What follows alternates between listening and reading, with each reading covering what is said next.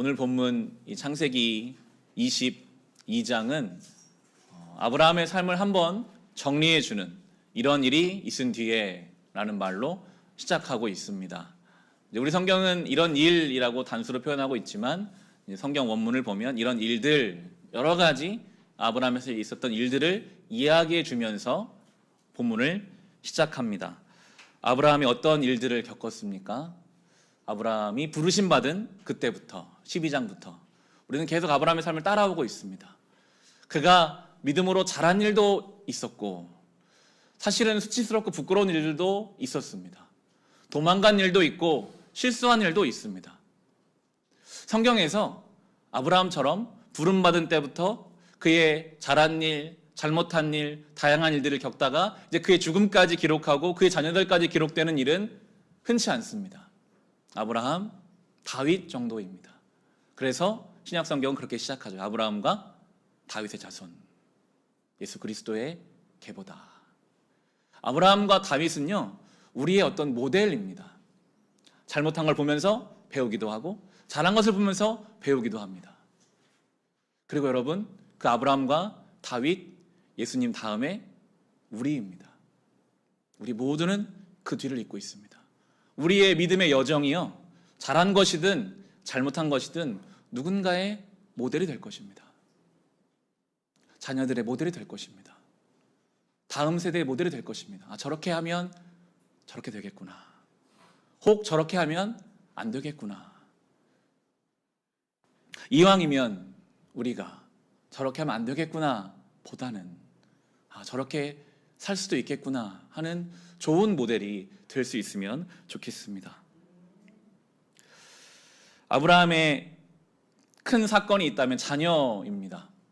두 자녀를 그가 얻었습니다. 하나님이 75세에 불렀는데 10년을 기다려도 하나님이 자녀를 주시지 않으시자 딱 10년 만에 하갈이라는 여종을 통해서 이스마엘을 낳습니다. 인간적인 방법으로 자녀를 얻은 한 자녀가 있고, 그가 99세, 100세 때, 자기 아내 90세 때, 아무리 생각해도 인간적으로는 도대체 자녀를 낳을 수 없는 그때 하나님이 낳게 해주신 자녀 이삭이 있습니다. 두 자녀죠. 인간적 방법으로 하나님의 때를 기다리지 못하고 얻은 자녀가 있고, 하나님이 정말 주신 자녀가 있습니다. 그런데 우리가 주중에 묵상했지만 그 인간적으로 얻은 자녀 이스마엘을 내보낼 수밖에 없는 상황이 왔습니다. 고통스럽지만 그 자녀를 내보냈습니다. 하나님이 그를 책임지시기로 약속해 주셨죠. 그래서 이제 더 이상 아브라함의 가족 안에는 인간적 방법으로 키워온 결과물은 없습니다. 이삭만 있습니다. 평안함이 있죠. 더 이상 긴장관계도 갈등도 없습니다. 그리고 우리가 어제 생명의 산 본문인데요, 아브라함 주변에 있었던 세상적 권력자들, 아비멜렉이라는 사람이 아브라함을 찾아온 일이 있습니다. 와서 먼저 고개를 숙입니다. 당신을 보니 하나님이 함께하는 인생이다. 실제로 아브라함이 그를 위해 기도해줬을 때 그 아비멜렉의 집안의 모든 태의문이 열린 일이 있었거든요. 그가 먼저 와서 고개를 숙입니다. 우리를 좀 잘 봐달라, 잘 해달라. 세상은요 아주 조건적이잖아요. 특히 아비멜렉 같은 세상 권력자는 절대로 손해나는 일에 고개 숙이지 않습니다. 그런데 그가 객관적으로 봤을 때 아브라함과는 잘 지내는 게 좋겠거든요. 먼저 와서 고개를 숙입니다. 한때는 아브라함이 그 아비멜렉이 두려워서 자기 아내를 누이라고 속이기까지 했던 그런 권력자였지만 어느새 아브라함이 믿음의 여정을 걸어가다 보니까요, 먼저 와서 숙여요. 그 권위를 인정받습니다. 그러니까 지금 이 22장까지 온 아브라함에게는 신앙적으로도 어려움이 없고 세상적으로도 인정받는 아무런 문제가 없는 그런 상황인데, 그때 바로 오늘 본문 1절에 나오는 것처럼 하나님이 시험하십니다. 오늘 본문에 사용되고 있는 시험이라는 단어는 긍정적 단어입니다. 어떤 문제를 일으켜서 그 사람을 무너뜨리려고 하는 시험이 아니라, 오늘 성경에서 사용하고 있는 시험이라는 단어는 그 시험을 통해 오히려 아브라함을 더 좋게, 좋은 방향으로 인도할 의도를 가진 그런 시험입니다. 야고보서 1장 2절 3절에 내 형제들아 너희가 여러 가지 시험을 당하거든 온전히 기쁘게 여기라. 이는 너희 믿음의 시련이 인내를 만들어내는 줄 너희가 알미라. 성경은 그렇게 말합니다. 하나님이 주시는 긍정적 시험을 겪는다면 어렵지만 고통스럽지만 기쁘게 여겨라. 그게 너를 온전케 할 것이다. 이게 우리의 믿음이죠. 시험. 내가 잘 지내는 것 같고 문제가 없는 것 다 아는 것 같지만 여러분 시험을 쳐보면 딱 나오잖아요. 내가 모르는 게 무엇이었구나. 부족한 게 무엇이었구나. 그걸 알죠. 제가 목사 안수까지 받고 좋은 게 더 이상 시험 볼 게 없다는 거예요. 목사 안수 받을 때까지는 시험이 되게 많습니다. 계속 반기마다 그 목회지에서도 여러 가지 뭐 실습을 해야 되고 여러 가지가 있습니다. 이제 볼 시험은 끝났는데 나이가 조금씩 들어가니까요. 건강검진 받을 때 뭔가 시험 보는 느낌이 들더라고요. 한 몇 주 전에 아내와 함께 유선 선병원에 가서 건강검진 받고 왔습니다. 아내에게 전화가 왔대요. 지금 당뇨는 아니지만 당뇨 전 단계. 저는 들어보지 못한 단어지만 당화혈색소가 수치가 얼마가 나왔으니 이제 조심하시는 거 좋겠습니다. 아내가 그 전화를 회사에서 받고 충격을 받았나 봐요. 매일 회사에 당이 떨어져서 아이스 바닐라 라떼를 마셨다고 자기가 이제 아바라를 끊어야겠다. 과자를 끊어야겠다. 체중 관리해야겠다. 자기의 부족함이 시험을 통해서 드러나면요. 그것이 나를 살게 합니다. 즉각적 변화가 나타나요. 아, 내가 이건 그만해야겠구나. 멈춰야겠구나. 건강해져야겠구나. 하나님은 그렇게 우리를 시험하시죠. 1절 본문입니다. 이런 일이 있은 지 얼마 뒤에 하나님이 아브라함을 시험해 보시려고 그를 부르셨다. 아브라함아 하고 부르시니 아브라함은 예 여기 있습니다 하고 대답하였다. 아브라함아 부르니 즉각적으로 반응합니다. 예 여기 있습니다. 아브라함은 지금 평안한 상태입니다. 문제가 없습니다. 하지만 그는 하나님 앞에 있습니다. 이것 때문에 이 시험은 어려움 없이 이겨낼 수 있음을 성경은 처음부터 말해주고 있습니다. 아브라함이요 하나님이 부르시면 예 주님 제가 여기 있습니다 말하는 사람이었어요. 하나님이 아무리 부르셔도 못 알아듣는 인생이 있고요. 하나님이 아브라함아 부르시면 예 제가 여기 있습니다 반응하는 인생이 있습니다. 이게 그의 신앙의 전성기를 보여주는 하나의 조건이죠. 하나님이 아브라함에게 아주 무서운 말씀을 하십니다. 2절 말씀에 하나님 말씀하셨다. 너의 아들 내가 사랑하는 외아들 이삭을 데리고 모리아 땅으로 가거라. 내가 너에게 일러주는 산에서 그를 번제물로 바쳐라. 3중으로 표현하면 너의 아들, 너의 사랑하는 외아들 이삭. 그냥 이삭을 하나님이 3번 말씀하세요. 이삭은 온전히 아브라함의 아들이었던 것입니다. 너의 아들. 하나님이 주신 아들이잖아요. 이미 어느 순간부터 어쩌면 아브라함의 전부였을 것입니다. 그가 정말 가장 사랑하는 존재, 그 이삭을 나에게 바쳐라. 이 어쩜 말도 안 되는 하나님의 명령에 대한 아브라함의 속내가 성경에는 기록되지 않습니다. 우리가 주중에 묵상했던 본문 중에 이스마엘을 내보내야 할 때 그때 아브라함의 속내는 나와요. 아브라함이 고통스럽게 그 이스마엘을 내보내는 장면이 나옵니다. 성경이 그렇게 묘사해요. 그런데 오늘 이 본문에서는 아브라함의 속내가 나오지 않습니다. 그래서 우리는 묵상해보고 생각해 볼 수 있습니다. 그가 어떤 마음으로 하나님 말씀을 듣고 순종했을까? 그 말씀을 듣는 순간 2가지잖아요. 내가 정말 하나님이 주신 이 아들을 다시 하나님께 드릴 수 있나? 드릴 수 없을까? 이 문제부터 시작해서 그의 우선순위가 드러납니다. 하나님인가? 이삭인가? 그의 삶의 중심이 드러납니다. 나는 이삭 중심으로 살고 있는가? 하나님 중심으로 살고 있는가? 히브리서 4장 12절에 하나님 말씀은 살아있고 힘이 있어서 어떤 양날 칼보다도 더 날카롭습니다. 그래서 사람 속을 꿰뚫어 혼과 영을 갈라내고 관절과 골수를 갈라놓기까지 하며 마음에 품은 생각과 의도를 밝혀냅니다. 히브리서 당시에 이 양날 칼, 수술할 때 쓰는 칼입니다. 하나님 말씀은요, 우리 안에 숨겨져 있는 것을 드러내십니다. 평소에 여러분, 내 장기를 볼 수 있는 사람이 있습니까? 못 봐요, 우리는.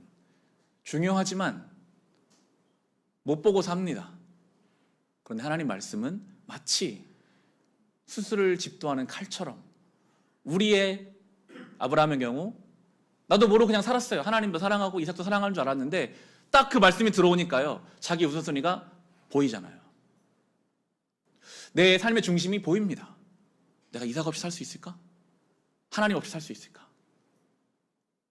그런 말씀은 우리의 중심을 보여줍니다. 그것을 여러분 경험하셔야 합니다. 매 주일 예배당에 나올 때마다 그 말씀 앞에서 내 중심, 내가 무시하고 살았던 내 현실이 바빠서 할 일이 많아서 그냥 살았던, 그런데 하나님 앞에 오면 나의 중심, 나는 무엇 중심으로 살았는가? 내가 무엇을 기뻐했고 내가 무엇 때문에 염려했고 그것이 말씀으로 생각과 의도를 드러낸다. 성경이 말하고 있잖아요. 아브라함이 그것을 봤습니다. 3일 거리를 하나님이 가게 하십니다. 그 3일은 죽음과 같은 3일이죠. 그런데 그 3일 후에는 기쁨으로 돌아오죠. 예수님 십자가와 관련성이 많습니다. 3일 동안 예수님 죽음 가운데 계셨지만 3일 만에 완전히 다른 부활을 경험하는 것처럼. 그래서 모든 성경이 십자가로 연결성이 있다는 것을 볼 수 있죠. 아브라함의 속내는 나오지 않지만 그의 믿음의 결정은 나옵니다. 3절 말씀에 아브라함이 다음 날 아침에 일찍이 일어나서 하면서 떠납니다. 아브라함이 몰라요. 하나님이 왜 이런 말을 하셨는지. 분명히 이삭을 통해 민족을 주시겠다 하셨는데 이 이삭이 죽으면 어떻게 되는지 그는 모릅니다. 하지만 순종합니다. 하나님의 이 시험이 결코 부정적이고 저주스러운 방향으로 가지 않을 것을 그는 알기 때문이죠. 방법은 모르지만 어떤 일이 일어날지는 모르지만 하나님을 신뢰하는 것입니다. 그래서 적극적으로 순종합니다. 아침 일찍 가는 거예요. 보통 우리는 순종하기 어려운 문제를 만나면 뒤로 미룹니다. 핑계를 댑니다. 최후까지 뒤로 가려고 합니다. 하지만 아브라함은, 믿음의 전성기에 있는 사람은 방법은 몰라도 아침 일찍 적극적으로 그 말씀을 순종하는 것입니다. 여러분, 이것이 저는 믿음의 완성 단계인 것 같아요. 방법은 모릅니다. 하지만 적극적으로 순종하는 겁니다. 하나님께 맡기는 거죠. 아브라함이 이런 말을 합니다. 5절 말씀 보시면 그는 자기 종들에게 말하였다. 내가 이 아이와 저기로 가서 예배를 드리고 너희에게로 함께 돌아올 터이니 라는 말을 합니다. 분명히 하나님인 제물로 바치라고 하셨는데 아브라함은 내가 이 아이와 함께 돌아올 것이다 라는 말을 하고요. 8절에도 이삭이 물을 때 이렇게 대답합니다. 아브라함이 대답하였다. 얘야, 번제물로 바칠 어린 양은 하나님이 손수 마련하여 주실 것이다 라는 말을 합니다. 히브리서 11장 19절이 이렇게 설명해 줍니다. 하나님께서는 이삭을 죽은 사람들 가운데서도 되살리실 수 있다고 아브라함은 생각했던 것입니다. 그러므로 비유하자면 아브라함은 이삭을 죽은 사람들 가운데 되받은 것입니다. 그러니까 아브라함은요, 정말 자기가 이삭을 거기서 죽여도 하나님이 어떻게 해서든지 그를 살려내실 거라는, 왜냐하면 이 아들을 통해 민족이 이어질 걸 그가 확신했으니까요. 방법은 모르지만 하나님의 약속의 말씀을 믿고 분명히 내가 이 아들 다시 돌아올 것이다. 아들아, 하나님이 준비하실 것이다. 걱정하지 마라. 하고 그 길을 가고 있는 거예요. 이것이 바로 믿음입니다. 여러분, 우리가 어려운 것은 방법을 모르기 때문입니다. 내일 일이 염려되는 것은 그 문제가 많은데 이 문제를 내 머리로는, 내 방법으로는 기도도 했어요. 하나님 함께 하시는 거 알아요. 그래도 염려가 돼요. 왜냐하면 방법을 모르겠으니까요. 그런데 이 아브라함의 믿음은 우리에게 하나님 우리 방법을 가르쳐주시는 분이 아니시라 몰라도 안 보여도 하나님 믿고 그 길을 가면 하나님이 해결해 주신다라는 그것이 믿음의 완성 단계라고 우리에게 설명해 주고 있습니다. 아브라함에게는 이삭을 바쳐라. 아주 특정한 어떤 명령이지만 대부분 우리들에게는 하나님 그렇게 어떤 특정 명령을 내려주시지는 않습니다. 그럴 경우가 많습니다. 당장 어디 선교를 가라, 뭘 해라, 그렇게 말씀하시지 않는 경우가 더 많습니다. 그럴 수도 있지만 그렇지 않은 경우가 우리는 더 많습니다. 그렇다면 저는 늘 그렇게 믿습니다. 오늘 하나님이 나에게 살게 하신 그 삶의 자리가 하나님이 순종하라는 자리일 가능성이 가장 높습니다. 나에게 주신 가족, 아이고 내가 왜 그때 눈이 삐었지, 그 사람과 결혼을 해가지고 내가 이 인생을 살고 있나. 믿음적인 신앙적 말이 아닙니다. 그것까지도 하나님이 사용하실 나, 그것이 우리의 믿음이죠. 나의 삶의 그 직장, 나의 삶의 모든 환경 안 변해요. 정말 지겹게도 안 변하는 게 우리의 삶입니다. 방법을 모르겠어요. 하나님, 제가 한다고 뭐가 달라질까요? 제가 여기서 믿음으로 산다고 세상이 달라질까요? 직장이 달라질까요? 그 사람이 달라질까요? 안 달라질 수도 있어요. 방법을 몰라요. 하지만 우리의 믿음은요, 그 자리를 그러면 살아가는 겁니다. 여기가 나의 삶의 자리인 줄로 믿고, 방법은 모르지만 하나님이 나에게 주신 자리인 줄로 믿고 살아가는 것입니다. 여러분, 그게 순종입니다. 그게 우리가 해야 할 순종입니다. 하나님 말씀하신 순종하니 말씀하셨어요. 여러분의 삶의 자리가 하나님 말씀하신 자리입니다.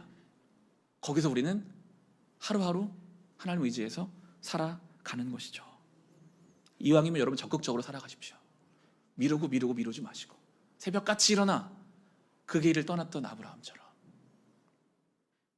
변하지 않는 삶의 자리를 향해 또 적극적으로 나아가십시오. 9절로 11절 말씀에 그들이 하나님 말씀하신 그곳에 이르러서 아브라함은 거기 제단을 쌓고 제단의 장작을 벌려 놓았다. 그런 다음에 제 자식 이삭을 묶어서 제단 장작 위에 올려 놓았다. 그는 손에 칼을 들고서 아들을 잡으려고 하였다. 그때 주님의 천사가 하늘에서 아브라함아 아브라함아 하고 그를 불렀다. 아브라함 대답하였다. 예, 여기 있습니다. 본문을 우리가 잘 묵상해 보시면 이삭의 나이가 나오진 않지만 그에게 장작을 들고 산을 오르게 했기 때문에 대부분의 성경 주석은 그가 적어도 15세 혹은 20세 사이로 봅니다. 그럼 아브라함이 100세에 이삭을 낳았기 때문에 아브라함의 나이도 115세에서 120세 정도로 봅니다. 완력으로 그 120세의 노인이 10대의 이삭을 제 앞에서 제단 위에 묶어놓기는 불가능합니다. 자발적인 의지로 그가 묶였다고밖에 볼 수 없습니다. 어떻게 이삭은 그 아버지의 말도 안 되는 행동에 동참할 수 있었을까요?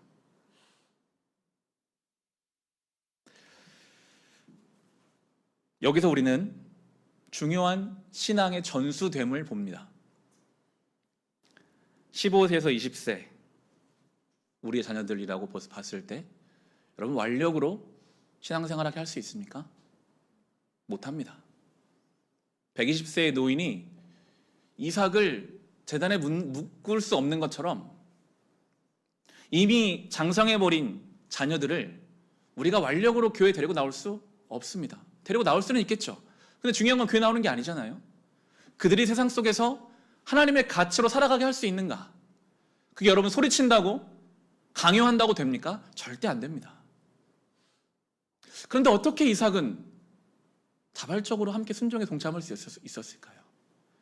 이삭이 하나님을 잘 몰랐다 할지라도 최소한 이삭은 자기 아버지를 향한 신뢰가 있었을 것입니다. 아버지는 자기 목숨보다 나를 사랑하시는데 아버지가 지금 나에게 이 일을 행한다면 여기는 분명히 뜻이 있을 거다. 그리고 그 아버지가 믿는 하나님을 향한 신뢰도 그에게 있었겠죠.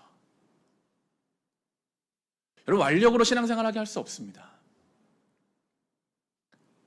여러분의 삶으로, 여러분이 그 자녀와의 신뢰관계로 신앙은 전수되는 것입니다. 교회 교육이 중요하죠. 중요합니다. 하지만 분명한 한계가 있습니다. 여러분, 일주일에 1시간 교회 와서 교회 교육이 되겠습니까? 신앙교육 안 됩니다. 물론 중요하지만 필요하지만 일주일에 1시간의 신앙교육으로는 자녀들을 그 제단 위에 드릴 수 없습니다. 부모의 말, 믿는 부모의 그 말, 삶의 태도, 결정, 그들의 인격, 그걸 통해서 자녀는 하나님을 보는 것이죠. 너무나 중요한 신앙의 원리가 여기에 있습니다. 자녀가 자기의 삶을 거룩한 산 제물을 하나님께 드리려면, 여러분, 아브라함이 얼마나 밤마다 이삭에게 많은 이야기 해줬겠습니까? 아들아, 내가 75세에 부름받았다. 아들아, 내가 그때 좀 어려우면 이집트 도망갔었고 내가 너희 어머니를 누이라고 말하라고 했었고 하나님은 그런 나도 살려보내주셨다. 하나님 살아계신다. 하나님 오늘 너와 함께 하신다. 그의 수많은 간증과 이야기와 또 그 말대로 살아가려고 애쓰는 그 아버지의 모습이 그의 삶에 남아있었기 때문에 그가 모리아 산에서 자발적으로 제단 위에 올라갈 수 있었던 것입니다. 이제 하나님 막으시죠. 12절에 천사가 말하였다. 그 아이에게 손을 대지 말아라. 그 아이에게 아무 일도 하지 말아라. 내가 너의 아들 너의 외아들까지 나에게 아끼지 아니하니 내가 하나님 두려워한 줄을 내가 이제 알았다. 이 본문을 통해서 우리는 믿음과 행위에 관한 연결성을 생각해 볼 수 있습니다. 하나님이 아브라함의 중심을 정말 모르셨을까요? 이 최후의 순간까지 와서야 이제 그만해 내가 이제 알았다 라고 표현하시는데, 하나님이 늘 하나님 앞에 깨어있는 아브라함의 중심을 아셨다면 새벽에 가려고 할 때 아브라함은 괜히 3일 갔다가 왔다 하지 말자. 내가 너의 중심을 알았다. 그냥 거기 있어라. 모리아 산 밑에까지 왔을 때 굳이 산에 올라가지 마라. 내가 너의 중심을 알았다. 하셨을 수도 있을 것 같은데, 하나님은 그의 행위가 완성되는 그 순간에 이제 내가 알았다 하시거든요. 믿음은요, 머릿속에 있어서 완성되지 않습니다. 마음으로 생각한다고 완성되지 않습니다. 내가 이삭 드릴 수 있지. 제가 하나님 얼마든지 드릴 수 있습니다. 그게 믿음이 아니라는 거예요. 정말 그 아들을 데려다가 그 순종하는 그 완성의 자리까지 갔을 때 그게 믿음으로 완성되고 있습니다. 믿음은 행동으로 드러나야 합니다. 반대로 여러분의 믿음이 긴가민가 하시다면 행동해 보십시오. 그때 그 믿음이 완성되어 갈 것입니다. 우리 야고보서를 한번 찾아보겠습니다. 본문은 길어서 본문을 잡아두시고 신약성경 353페이지 행함과 믿음에 관한 내용입니다. 야고보서 2장 17절에서 20절에 바로 오늘 이 본문이 다시 한번 등장하는 내용입니다. 우리 성경으로는 353페이지 야고보서 2장 17절로 21절입니다. 야고보서 2장 제가 읽어드리면 17절부터 보시면, 이와 같이 믿음에 행함이 따르지 않으면 그 자체만으로는 죽은 것입니다. 어떤 사람이 이렇게 말할 것입니다. 너희에게는 믿음이 있고 나에게 행함이 있다. 행함이 없는 너의 믿음을 나에게 보여라. 그리하면 나는 행함으로 나의 믿음을 너에게 보이겠다. 그대는 하나님께서 한 분이심을 믿고 있습니다. 잘하는 일입니다. 그런데 귀신들도 그렇게 믿고 떱니다. 어리석은 사람이여, 그대는 행함이 없는 믿음은 쓸모가 없다는 것을 알고 싶습니까? 우리 조상 아브라함이 자기 아들 이삭을 제단에 바치고서 행함으로 의롭게 된 것이 아닙니까? 복음서에 보면 귀신들이 다 예수님 알아봅니다. 그들이 알아요. 예수님이 하나님의 아들인 걸 알아요. 하지만 그들은 그 저주스러운 자를 떠나지 못하기 때문에 귀신들인 것입니다. 아는 것이 믿음이 아닙니다. 순종하고 따르는 것이 믿음이죠. 이삭을 그 제단에 그는 바친 거나 다름이 없죠. 그것이 하나님 앞에 믿음이었습니다. 하나님 앞에 고민하시는 것들이 있습니까?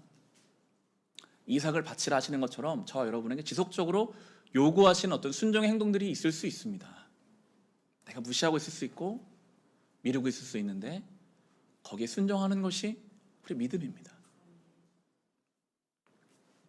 다시 오늘 본문으로 돌아오겠습니다.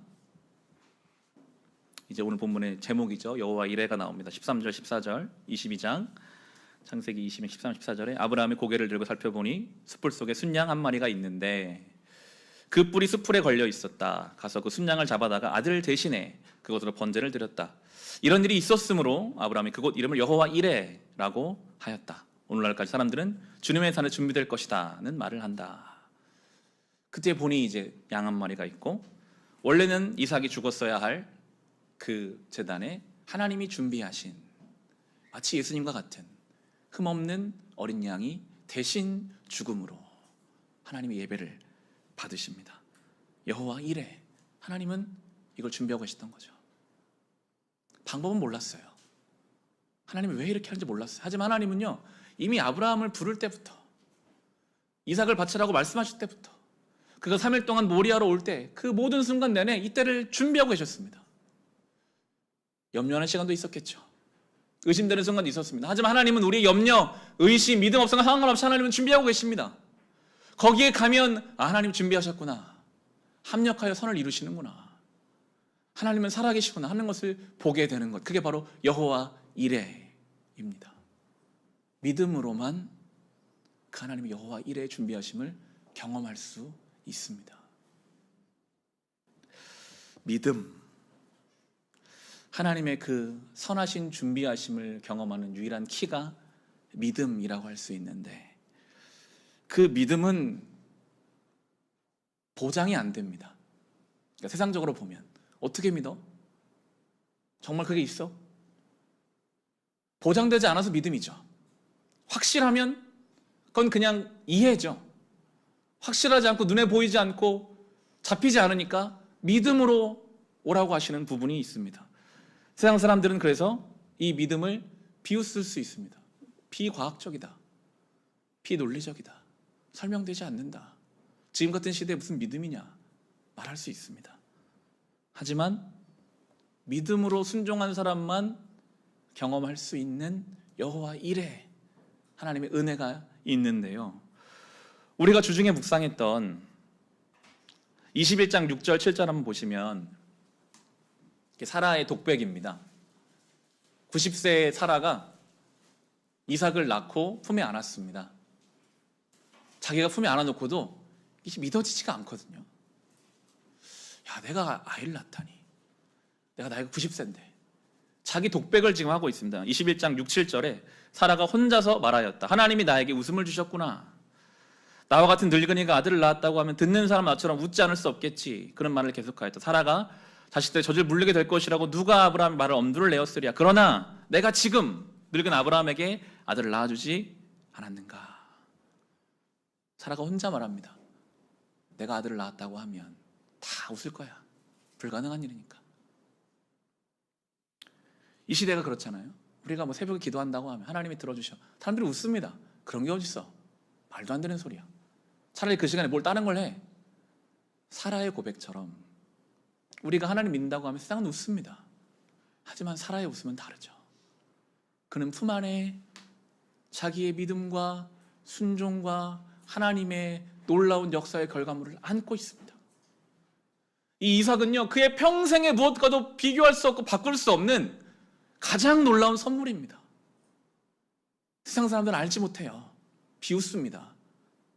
믿음의 당사자, 순종의 당사자만 이삭을 안고 그 기쁨을 누립니다. 여러분, 그게 성도의 삶입니다. 믿음으로 순종한 사람만 하나님이 주신 그 이삭을 품에 안을 수 있습니다. 창세기 말씀을 요즘 묵상하면서 저는 바로 이 아브라함과 이삭을 통해 이삭을 주시는 그 장면이 저에게는 큰 위로가 되더라고요. 지난주도 말씀드렸지만 한국 교회가 이제 마치 재생산이 불가능한 아브라함과 이삭처럼 불려지거든요. 교회는 쇠퇴할 것이다. 재생산이 불가능할 것이다. 이제는 끝났다라고 수많은 사람을 말합니다. 하지만 말씀 묵상하는 저에게는 이삭처럼 하나님이 평안함을 주시더라고요. 아니다. 복음에 힘이 있고 진리가 있다. 말씀 붙잡고 기도하는 저에게는 세상 사람들이 모르는 그 이삭을 제 마음에 주시더라고요. 여러분, 그 이삭을 경험하셔야 합니다. 세상 사람 뭐라고 해도 상관없습니다. 심지어 사라도 의심했었거든요. 나도 의심되는 그것.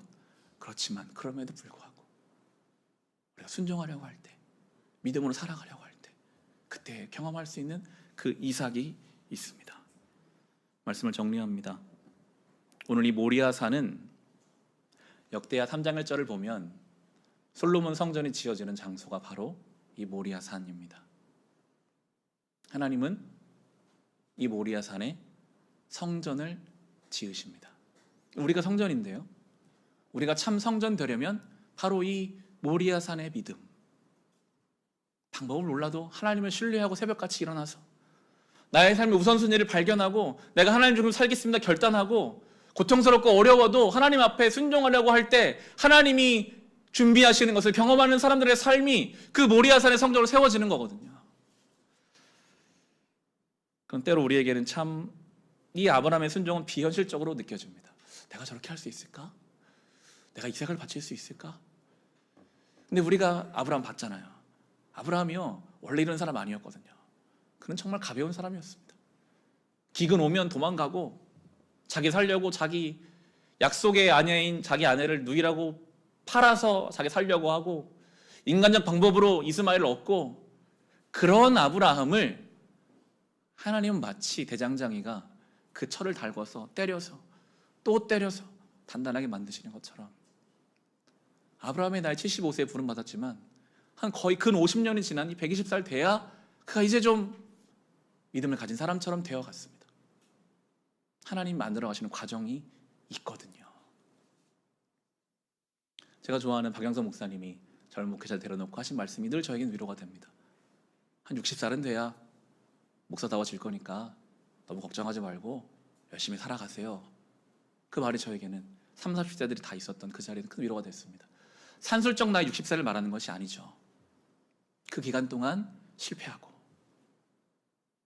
내 노력으로 하려다가 잘 안 돼서 힘이 빠지고, 그런 하나님이 나를 포기하지 않고 끌어가는 그 은혜를 경험하는 그 날들이요, 우리를 만들어 가거든요.